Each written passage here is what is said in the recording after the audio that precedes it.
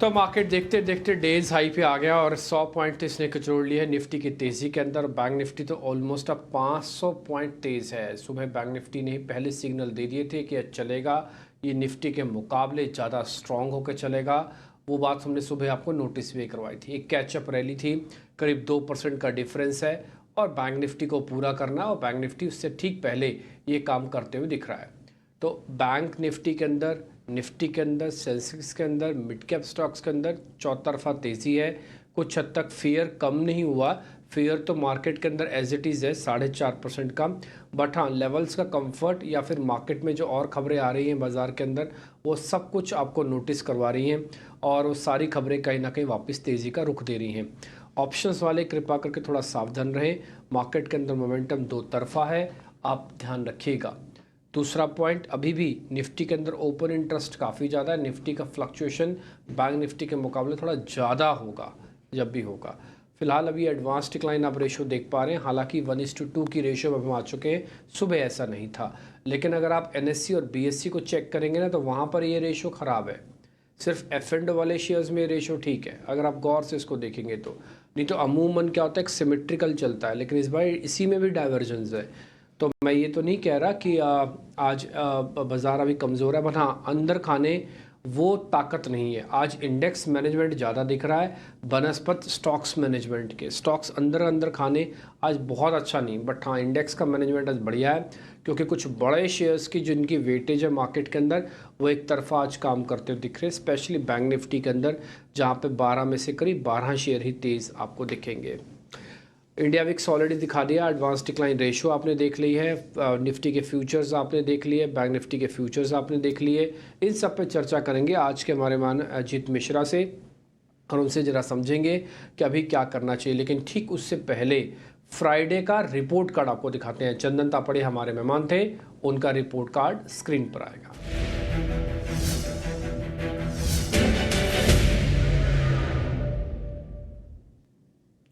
Power finance corporation उनकी तरफ से दिया गया था शुक्रवार को, करीब 4% का गेन आपको वहाँ से हुआ होगा। भारत फोर्ज भी उन्हीं की लिस्ट में था, करीब 2% का गेन वहाँ से, और साथ ही एक्साइड भी खरीदने की रिकमेंडेशन थी, तो 2% का गेन वहाँ से।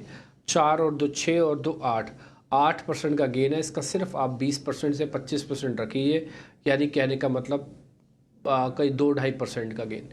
ठीक, तो 2% का भी गेन है, तब भी आपको हमने पर डे यही कैलकुलेशन देते हैं। ये है 8%। बोलेंगे सर और भी तो ट्रेड थे, वो कहाँ गए? वो सब ट्रेड या तो 1% आया ही नहीं प्रॉफिट, इसलिए वो आ नहीं पाए लिस्ट में। दूसरा, फिर उसमें इंडाइसिस भी थी निफ्टी और बैंक निफ्टी की, अभी हमने वो जोड़ी नहीं है। वैसे मैं आपको जानकारी के लिए बता दूँ, अगर आपको याद होगा तो निफ्टी बैंक निफ्टी पे भी उनका ट्रेड पॉजिटिव था, लेकिन हमने जोड़ा नहीं। तो बहुत सारी चीज़ तो हम खुद भी नहीं डालते उसके अंदर, क्योंकि भाई ठीक है 1% भी नहीं आ रहा तो छोड़ दो भी। हालांकि इंडाइसिस में 1% बहुत बड़ी बात होती है। 50,000 का इंडेक्स चल रहा है आजकल बैंक निफ्टी, तो आप 1% का मतलब 500-600 पॉइंट का गेन होता है, लेकिन फिर भी हमने इसको छोड़ दिया, निगलेक्ट मार दिया, चलो ये कोई बात नहीं। तो ऐसा नहीं है कि सर ये सब जो शेयर्स का 1% नहीं आ रहा या नीचे आ उन्हीं को छोड़ रहे हैं, कुछ अच्छी आई हुई चीज़ों को भी हम छोड़ दे रहे हैं। आपको सिर्फ एक रफ बताने की कोशिश होती है कि देखिए ये ट्रेडिंग उनकी तरफ से करवाई गई थी, ये स्टॉक्स आपको दिए गए थे, स्विंग ट्रेड का बेनिफिट आपको ऐसे ऐसे करके मिलेगा या मिल रहा होगा। ठीक, तो बस ये पॉइंट बताने का होता है। आगे बढ़े और अब जरा आज के मेहमान से अजीत मिश्रा से जरा समझने की कोशिश करते हैं कि वो इस मार्केट्स को कैसे देख रहे हैं। बाजार के अंदर 100 पॉइंट की बढ़त और 500 पॉइंट बैंक निफ्टी ऊपर, और आज मैं बोलूँगा आज बैंक निफ्टी की वजह से निफ्टी ऊपर आया है। आज निफ्टी में इतना दम नहीं था, शुरुआती डाटा भी कमज़ोर था और लाल निशान में भी गए थे। बहुत हिम्मत करनी पड़ी बैंक निफ्टी को अपने आप को समेट के रखने के लिए। उसके बाद निफ्टी का पुशअप जो है आपको दिख रहा होगा स्क्रीन पर अब। खैर, एनी हाउ अभी क्या करना चाहिए जरा अजीत सर से पता करते हैं। अजीत सर शुक्रिया, थैंक यू वेरी मच समय देने के लिए। आज बैंक निफ्टी के अंदर शॉर्ट कवरिंग हो रही है और इसी की बदौलत कुछ हद तक निफ्टी में बाइंग लौट आई वापस से। अदरवाइज़ आज सुबह का डाटा उतना स्ट्रॉन्ग नहीं था, आपने भी चेक किया होगा। अभी क्या करना चाहिए सर, पहले ज़रा निफ्टी में बताइएगा, और ध्यान रखा गया 2 हिस्सों में आपको बताना है। फर्स्ट, जिनके पास ऑलरेडी माल पड़ा हुआ है वो क्या करें, और जिनके पास माल नहीं है इंडाइसिस का वो अभी क्या करें। पहले निफ्टी से शुरू कीजिएगा, फिर बैंक निफ्टी अलग से बताइएगा सर।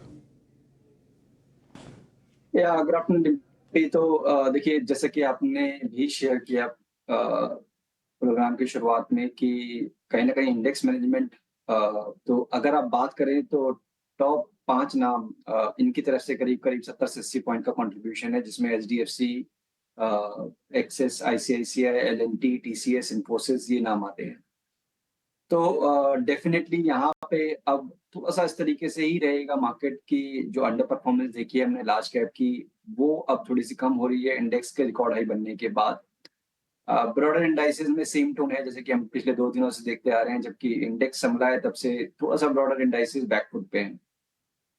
बावजूद इसके टोन पॉजिटिव है, इसमें कोई दो राय नहीं है।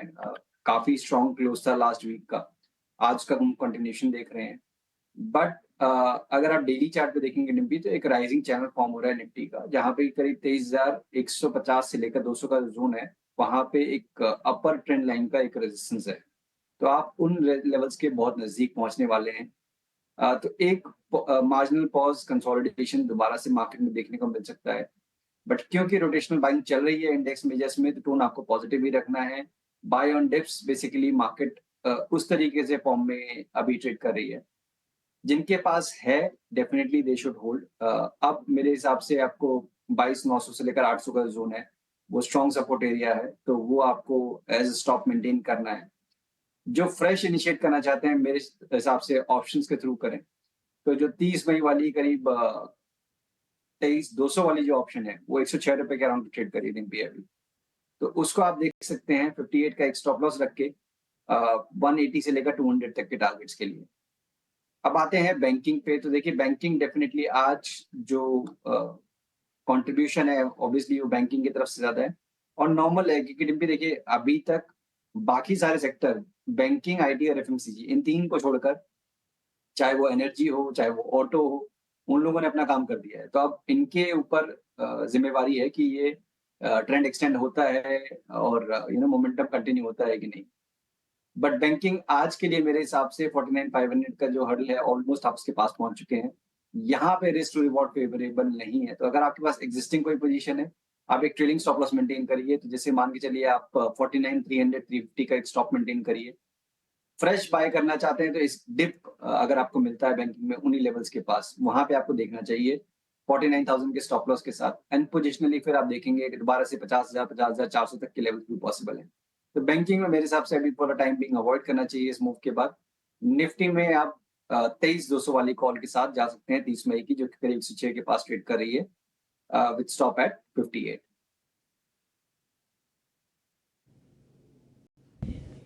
ठीक डन। तो ये ऑप्शंस का ट्रेड भी आपके सामने आ गया। 23,200 की कॉल है, 106 में पकड़नी है। सामने लेवल्स आप देख रहे होंगे। निफ्टी बैंक अभी आपको होल्ड करके रखना है। 50,000 आने के चांसेस, प्रोबेबिलिटी काफ़ी हाई है। एक्चुअली में 49,900 के आसपास मोटा मोटी 52 वीक हाई बना हुआ है, तो वहाँ से एक बार टेस्ट करेगा तो वैसे ही 50,000 आ जाएगा। ठीक, ये निफ्टी का एक ऑप्शंस का ट्रेड आपकी स्क्रीन पर 23,200 की कॉल है, 106 में मिल रही है। इसको प्लस करना है, टारगेट स्टॉप लॉस आपके पास है। इंडाइसिस पे स्टांस मुझे रखें। अगर पोजीशंस आपकी है, आपको लग रहा है प्रॉफिट बुक करना है, ज़रूर कर सकते हैं। आपको कोई छोटा मोटा ऑप्शन से ट्राई करना है तो ऑप्शन से ट्राई कर सकते हैं। नए वालों के लिए ऑप्शन ट्रेड ज़्यादा ठीक रहेगा एज़ कम्पेयर टू सीधा फ्यूचर ट्रेडिंग करना, थोड़ा खतरा भी होगा। तो इसलिए ऑप्शंस के अंदर पर डे ट्रेडिंग कर लो। 106 की 180 वाली हो जाएगी, ये हो जाएगी, क्योंकि 24-25 का विक्स रहता है ना, तो कई बार क्या ऊपर नीचे हो जाता है।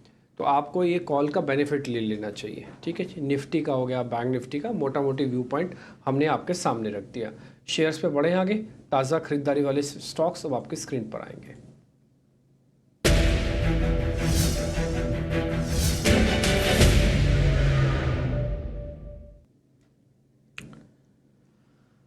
आज जिन शेयर्स के अंदर अच्छी बढ़त हमको स्क्रीन पे देखने को मिल रही है, उसमें एक तो HDFC बैंक है। ये बैंकिंग का लीडर है। 21 रुपये ऊपर आके ना केवल इसने बैंक्स को मजबूत कर रखा है, बल्कि इसकी वेटेज इतनी ज़्यादा है कि इकलौता ये हरे निशान में खड़ा हो जाए और 11 शेयर नेगेटिव खड़े हो जाए ना, तब भी ये शेयर बैंक निफ्टी को मजबूती दे सकता है।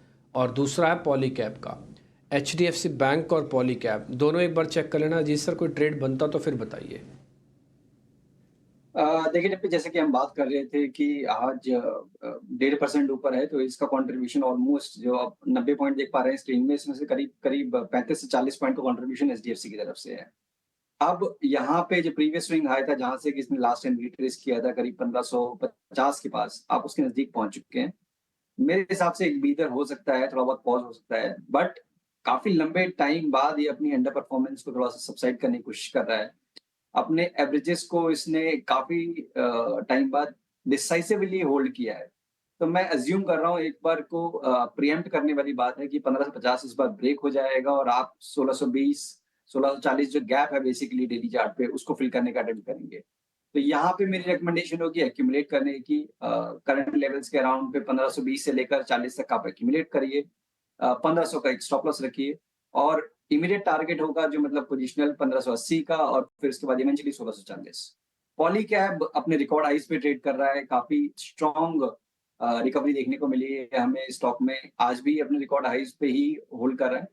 मुझे लगता है कि यहाँ पे थोड़ा सा वेट करना चाहिए, एक डिप मिले आपको, जैसे कि अभी हम देख रहे हैं हाई लेवल थोड़ा प्रॉफिट टेकिंग आ रही है, तो 6800 के पास अगर आपको मिलता है तो ये एक अच्छा बाय होगा। उस केस में आप 6720 का एक स्टॉप मेंटेन करें और 69 6950 तक के टारगेट्स के लिए इसको आप लॉन्ग कर सकते हैं। ठीक है, तो दोनों स्टॉक्स पे आपको रिकमेंडेशन मिल गई, HDFC बैंक पे भी और पॉलीकैब पे भी। जो भी टारगेट और स्टॉप लॉसेज होंगे अभी आपकी स्क्रीन पर आ जाएंगे, आप उसको नोटिस भी कर लीजिएगा। ऑलरेडी अजीत सर को आपने सुन भी लिया, जैसे 6800 के ऊपर आपको प्लस करना है, मतलब बनाए रखना है इस रेंज में, सॉरी, और 6950 तक का आपका टारगेट है। ठीक जी, तो ये पॉलीकैब पे आपको रिकमेंडेशन है। शॉर्ट कवरिंग के दो शेयर्स दिखा दें, Jubilant foodwork, Godrej properties. Jubilant तो हमने कई दिन पहले से आपको नोटिस करवा रहे हैं कि शेयर का बॉटम बन चुका है, वे चल सकता है और बढ़िया चल रहा है। आज भी 17 में इसने अपने जोड़ लिए, 3.5% ऊपर है। और गोदरेज प्रॉपर्टीज़ भी ख़राब नहीं है, हालांकि है अभी भी इस रेंज के अंदर, कई बार 2-3% ऊपर नीचे कर रहा है, बट ये भी ख़राब नहीं है। दोनों शॉर्ट कवरिंग के शेयर हैं। अजीत सर ज़रा चेक कर लो, Jubilant food, Godrej properties. Jubilant food देखिए भी काफी लंबे टाइम के अंडर परफॉर्मेंस के बाद अब अटेम्प्ट कर रहा है एक रिवर्सल का, रिकवरी का, बट चैलेंज क्या आ रहा है पिछले 2 अटेम्प्ट में, जब इसने अपने 200 ईएमए को रिक्लेम करने की कोशिश की है, उन दोनों में ये फेल हुआ है। आज की कैंडल थोड़ी सी डिसाइसिव लग रही है मुझे। आज दोबारा से ऑलमोस्ट आपने उन्हीं लेवल्स को रीटेस्ट किया है, करीब करीब 490 के पास। मेरे साथ 490 के ऊपर अगर आप ब्रेक करने के बाद खरीदते हैं तो आपको मोमेंटम मिलेगा स्टॉक में, जो कि स्टॉक करीब 520 तक लेके जाएगा। तो कंडीशनल बाय बेसिकली आपको 490 के ऊपर बाय करना है। 478 वो आपका स्टॉप रहेगा और करीब 518 से लेकर 525 तक के टारगेट्स रहेंगे जुबलेंट फूड में। गोदरेज प्रॉपर्टीज देखिए ये ओवरऑल पैक अच्छा ही कर रहा है। यहाँ थोड़ा बहुत बीच में पॉज जरूर आया था। स्टॉक अभी भी अपने रिकॉर्ड हाइस के पास ही कंसोलिडेट कर रहा है ऑलमोस्ट पिछले करीब 2-3 हफ्तों से। आज की कैंडल काफी डिसाइसिव है, करीब 4% के गेन्स ऑलरेडी हो चुके हैं। 20 ईएमए के ऊपर फॉर्म हुआ है ये कैंडल, तो हर तरीके से एक पॉजिटिव टोन दिख रहा है। कंसोलिडेशन एंड होने की पॉसिबिलिटी भी बनेगी जब भी आप 2920 को ब्रेक करेंगे, तो यहाँ पे डेफिनेटली आप अटेंड कर सकते हैं लॉन्ग पोजीशंस को 2760 के स्टॉप लॉस के साथ 2950 तक के टारगेट्स के लिए।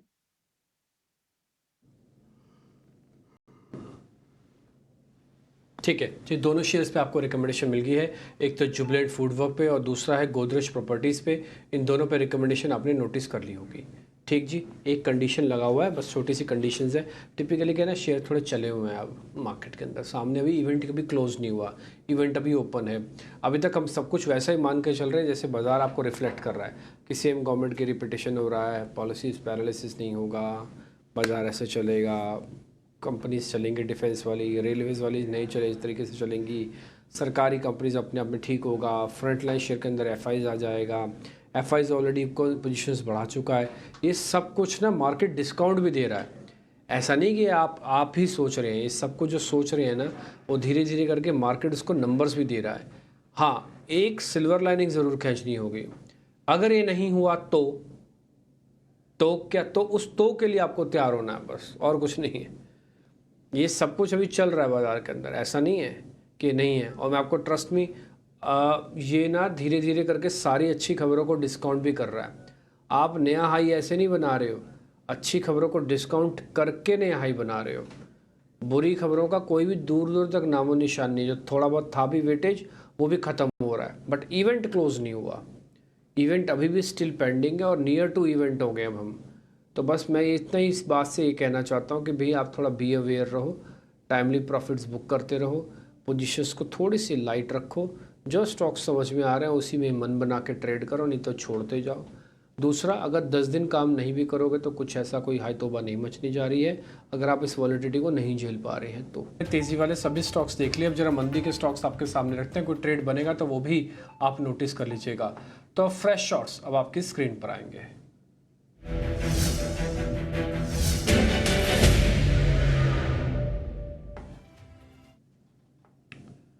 तो ओएनजीसी कल परसों भी थोड़ा पिटा, आज भी थोड़ा कमज़ोर है। और दूसरा है ग्रासिम का शेयर, ये दो शेयर हमने निकाले हैं। एक बार जरा अजीत सर चेक कर लो, ओएनजीसी और ग्रासिम में कोई शॉर्ट का ट्रेड, कोई पुट लेनी हो तो जरा गाइड कीजिएगा फिर। अ, देखिए डिम्पी, दोनों ही शेयर्स अपने रिकॉर्ड हाइस थोड़ा सा प्रॉफिट टेकिंग जरूर दिखा रहे हैं, बट अभी तक ट्रेंड इनमें रिवर्स नहीं हुआ है। जो मैं देख पा रहा हूँ कि दोनों ही अपने 20 ईएमए के ऊपर होल्ड कर रहे हैं अभी। मेरे साथ थोड़ा सा जल्दी हो जाएगा। लेट इट क्लोज, जैसे कि 276 के नीचे अगर ये क्लोज कर रहा होता है देन आप इनिशिएट कर सकते हैं एक स्टॉप के साथ, 282 के स्टॉप के साथ। अ, नीचे जो इसका लोअर बैंड करीब करीब बन के आ रहा है 270 से लेकर 268 तक के टारगेट्स। अभी नहीं, मेरे हिसाब से 276 के नीचे डेफिनेटली आप ओएनजीसी को शॉर्ट के लिए देख सकते हैं। Same hold true for Grasim also, कि यहाँ पे भी आपको जब बायस नेगेटिव होगा जब आप 2370 के नीचे स्लिप करेंगे। तो करीब अभी 30 पॉइंट है, उसके नीचे अगर आप जाते हैं तभी आपको इनिशिएट करना चाहिए। तो अमंग दीज टू मेरे को लगता है शायद ओएनजीसी आपको एक बेटर कैंडिडेट हो सकता है इन शॉर्टिंग के लिए, जब 276 के नीचे ब्रेक करता है, 282 का स्टॉप और करीब 268 तक के टारगेट्स। ठीक है, डन। हालांकि दोनों के अंदर हल्की हल्की सी प्रॉफिट बुकिंग है, कोई ऐसा कोई शॉर्ट का ट्रेड बनता नहीं, लेकिन हाँ कंडीशंस डली हुई है। इसके नीचे चला जाएगा तो ओएनजीसी 5 से 7 रुपये आपको दे सकता है, और ये थोड़ा बहुत मार्केट के ट्रेंड के साथ भी चलेंगे। ठीक है, ये भी आपको ज़रूर नोटिस करना होगा। सर अनवाइंडिंग के भी दो शेयर हैं, जल्दी से वो भी ज़रा चेक कर लीजिए, फिर मैं आपसे आपके ट्रेडिंग कॉल्स पता करूँगा। सर पहला है पेट्रोनेट एलएनजी और दूसरा है एलआईसी हाउसिंग। इन दोनों के अंदर हल्की हल्की अनवाइंडिंग हो रही है, ज़रा इन दोनों का भी चेक कर लो। बिल्कुल डिम्पी, देखिए पेट्रोनेट में जैसे कि हम बात कर रहे थे कि शॉर्ट टर्म एवरेजेस को होल्ड करना, यहाँ पे रिवर्स हो रहा है। यहाँ पे आज इसने अपने शॉर्ट टर्म एवरेजेस को ब्रेक कर दिया है, तो डेफिनेटली यहाँ पे प्रॉफिट टेकिंग हो सकती है। और प्रॉफिट टेकिंग केस में करीब 294 293 का जो लेवल है, मेरे हिसाब से वहां तक ये रिटेस्ट कर सकता है। तो अगर आपके पास डेप्थ है तो you should definitely book profit. आप शॉर्ट करना चाहते हैं 304 का स्टॉप लॉस रहेगा। दूसरा नाम जो आपका एलआईसी का है, उसमें भी कहीं ना कहीं एक इसी तरीके का प्रॉफिट टेकिंग का बायस है। आज शॉर्ट टर्म एवरेजेस के नीचे स्लिप कर रहा है। क्लोजिंग इंपॉर्टेंट रहेगी, बट यहाँ पे भी अगर आप 637 के नीचे आप शॉर्ट करते हैं तो डेफिनेटली आपके चांसेस कि प्रॉफिट टेकिंग एक्सटेंड करेगी उसके ज़्यादा बढ़ जाएंगे। करीब करीब 20 पॉइंट तक का आपको नीचे पे प्रॉफिट का एक वो मिल सकता है टारगेट, जो कि करीब 620 तक के ले आए आपको स्टॉक को। और 645 मेरे हिसाब से ये आपका स्टॉप लॉस रहेगा इस पोजीशन में। ठीक है जी, डन। तो ये मोटा मोटी अनवाइंडिंग के शेयर्स भी हमने आपसे पता कर लिया। अजीत सर अब आपकी ट्रेडिंग कॉल्स चाहिए। देखिए डिम्पी, एक बहुत शांत share from the gas distribution space, Gujarat gas. अगर आप देखेंगे इसको डेली वीकली ग्राफ पे तो आपको नजर आएगा कि एक अच्छे मूव के बाद, रिकवरी के बाद बिल्कुल शांत है ये पिछले करीब 1.5-2 महीनों से। तो मेरे हिसाब से मार्केट में आपको इस तरीके की अभी अपॉर्चुनिटीज देखनी चाहिए जहां पे कि मोमेंटम आ सकता है, फ्रेश मोमेंटम आ सकता है। आईजीएल में मूव ऑलरेडी स्टार्ट हो चुकी है, मुझे लगता है कि गुजरात गैस कैचअप मूव दिखाएगा, तो यहाँ पे आप लॉन्ग बनाइए। 584 तक के टारगेट्स रहेंगे, 480 548 के स्टॉप के साथ। दूसरा नाम भी उस सेक्टर से जहां से कि थोड़ी सी अंडर परफॉर्मेंस है, आईटी स्पेस। यहाँ पे मुझे लग रहा है टिम्पी कि अगर बैंकिंग चला है तो दूसरा नाम एफएमसीजी और आईटी होना चाहिए। तो यहाँ पे आईटी में जो अभी थोड़ा ठीक ठाक परफॉर्मेंस जिसकी दिख रही है मुझे अमंग दी आईटी में, जस्ट टीसीएस। यहाँ पे आप फोकस करिए। 3990 तक के टारगेट्स मुझे यहाँ पे नजर आ रहे हैं, कंसोलिडेशन का ब्रेकआउट का इंडिकेशन है। और 3845 आपका स्टॉप लॉस रहेगा इस पोजीशन के लिए। ठीक है, टीसीएस पे आपका काफ़ी अच्छा इंटरेस्टिंग ऑब्जर्वेशन मेरे को लग रहा है। 3990 तक का टारगेट आप दे रहे हैं, 3850 45 इनफैक्ट आपका एक स्टॉप लॉस भी है। तो टीसीएस एक बेहतर कॉल जो सर की तरफ से आपको दी गई है। इसके अलावा जो दूसरा ट्रेड है वो गुजरात गैस का है, और इसमें भी आप चाहें तो एक बार ट्रेड देख सकते हैं। तो सर ने आपको दो ट्रेड दे दिए, एक तो गुजरात गैस और दूसरा टीसीएस है। अजीत सर बहुत शुक्रिया, थैंक यू वेरी मच समय देने के लिए। अब हम थोड़ा आगे बढ़ रहे हैं, एक खबर आपके सामने और रखते हैं। नेचुरल रबड़ के दाम बढ़ने से टायर स्टॉक्स पे थोड़ा दबाव आ रहा है। किस कंपनी पे कितना दबाव आ सकता है, कितने दाम बढ़े, इसका पूरा रिसर्च करके शरद मेरे सहयोगी मेरे साथ जुड़ चुके हैं। शरद जरा बताएं आप प्लीज़।